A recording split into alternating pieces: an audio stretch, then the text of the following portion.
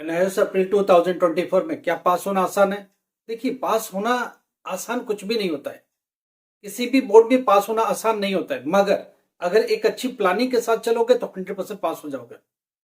देखिए, हमने देखा कि वो सारे बच्चे, कोई जरूरी नहीं बहुत ज्यादा स्टडी करे, मगर वो इज्जत से पास हो जाते हैं, आराम से पास हो जाते हैं। क्यों?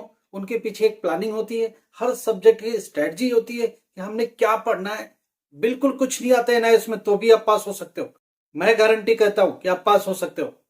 फर्क इतना है कि एक अच्छी प्लानिंग के साथ चलो, हर एक सब्जेक्ट में अपनी प्लानिंग लेके चलो, क्या पढ़ना है, कैसे पढ़ना है, हम 100% आपको सजेस्ट करेंगे। आपसे वादा किया इंपॉर्टेंट क्वेश्चन का वो सब मिलेगा, मगर वेट करो। अभी प्रैक्टिकल सीरीज चल रही है, प्रैक्टिकल धीरे धीरे चलता रहेगा टिल प्रैक्टिकल एग्जाम तक। उसके बाद थियरी चलेगा, मगर उसमें कुछ चीज शुरुआत करेंगे और उसकी एक तरीके पर बात करना चालू करेंगे। 100% पास हो जाएंगे ना इसमें, नो डाउट।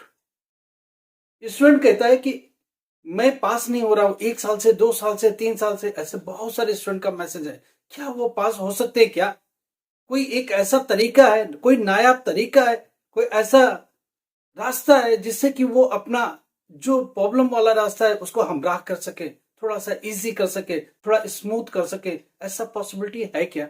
हाँ है ना। हम लोग आपको सजेस्ट करेंगे कैसे पढ़ना है, क्या करना है, एग्जामिनेशन की स्ट्रेटजी कैसे बनानी है, हर सब्जेक्ट को कैसे डील करना है। हम लोग इस पर बात करेंगे, बहुत ठीक से बात करेंगे। हर दिन आप हमारे साथ रहिए, हर दिन इस पर बात।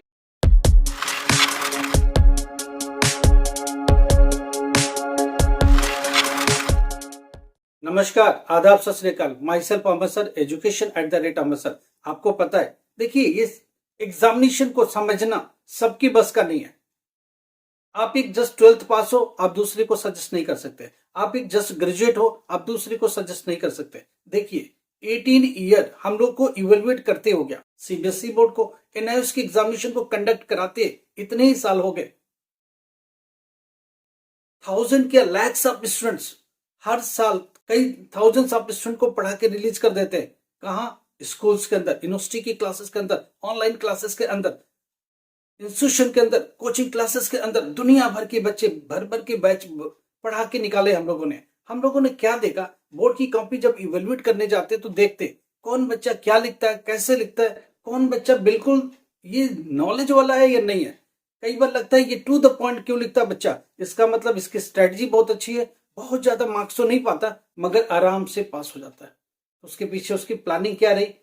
हम लोग जब पढ़ाते हैं तो देखते हैं ये बच्चा बिल्कुल पास होने के लायक नहीं है, तो वो पास कैसे होगा? तो उसको हम लोग सेग्रीगेट कर लेते हैं, उसको हम लोग बिल्कुल सेपरेट कर लेते हैं, उस बैच से हटा करके एक बैच बनाते हैं, उसको हम लोग पर्सनलाइज लेके आते हैं, उसको एक अलग लेवल में डील करना चालू करते हैं। इसको वही पढ़ाओ जो एग्जामिनेशन के लिए चाहिए। क्या होता है एग्जामिनेशन के लिए?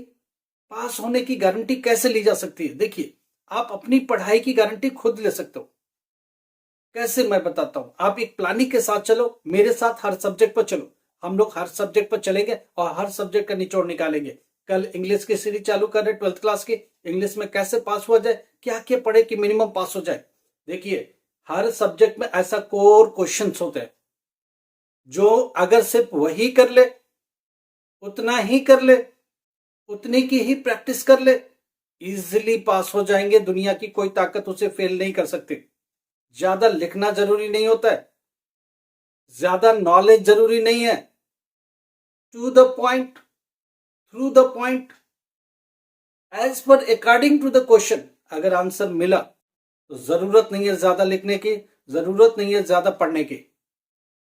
एक पढ़ाकू है, वो पढ़ता जा रहा है, ठीक है, नॉलेज एक्वायर करना बहुत जरूरी है, तालीम लेना बहुत जरूरी है।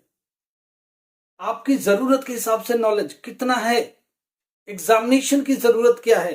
एग्जामिनेशन की जरूरत अलग है, नॉलेज एक अलग है। नॉलेज कभी खत्म नहीं होता, नॉलेज को लेते जाओ, पूरी जिंदगी भी कम पड़ जाती है। बट एग्जामिनेशन को समझना बहुत जरूरी है। अगर 12th क्लास के एग्जाम दे रहे हो, आप इंग्लिश की बात कर लो, तो उसमें हम लोग पकड़ के निकालेंगे क्या चाहिए। क्या उसमें एक लेटर मैंडेटरी है? क्वेश्चन पेपर बेस्ड ऑन एक स्टेटमेंट के ऊपर है, उस स्टेटमेंट से हम क्वेश्चन का आंसर कैसे निकालेंगे। एक लेटर की प्रैक्टिस करनी है, वो कैसे करेंगे। एक मैसेजिंग और उसको कन्वे करने का तरीका क्या है। क्या ये 2-3 क्वेश्चन मिलके 20 मार्क्स तक नहीं पहुंचा देते? क्या 4-5 ऐसे कोर क्वेश्चन जिनकी प्रैक्टिस करके हम 27 नहीं ला सकते?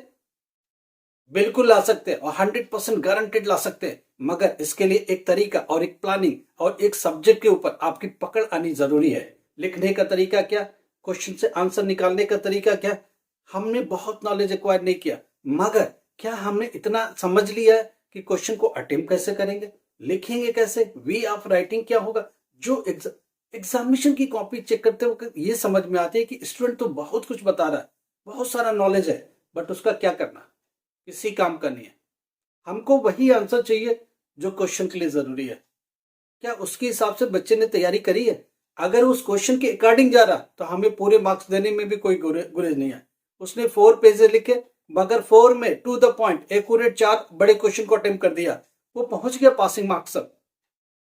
बस उससे ज्यादा नहीं चाहिए, आपने पूरी कॉपी भर दी, अननेसेसरी भर दी, क्वेश्चन से कोई वास्ता नहीं है, तो टीचर को भी लगेगा ये तो बायात कॉपी भरता है, सिर्फ दुनिया भर की स्टोरी करता है और जो क्वेश्चन है उसका आंसर तो बिल्कुल नहीं है। लकीली पास हो सकता है, मगर वो गारंटेड पास नहीं हो सकता, ये ध्यान रखिएगा। लकीली पास होना और गारंटेड पास होने में बहुत डिफरेंस है।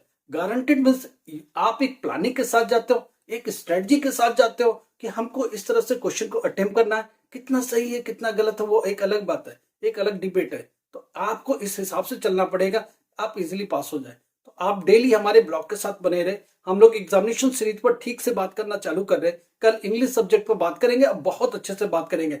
आप प्लीज इन ब्लॉग्स को मिस बिल्कुल नहीं करेंगे। डेली बैठिए, आप 9 to 10 के बीच में मेरा ब्लॉग आता है, आप बैठिए इसको देखिए। देखिए ये आपके लिए टाइम निकाले उन बच्चों के लिए जो रियली अफोर्ड नहीं कर सकते स्टडी, जो रियली अफोर्ड नहीं कर सकते नॉलेज, या कोई भी उनका सहारा नहीं है, कोई भी उसका सपोर्टर नहीं है। ऐसे सारे बच्चों को हम 100% पास कराने की जिम्मेदारी लेंगे और पास करा के रहेंगे।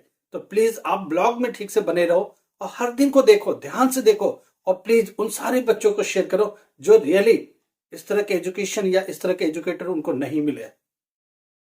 Thank you so much.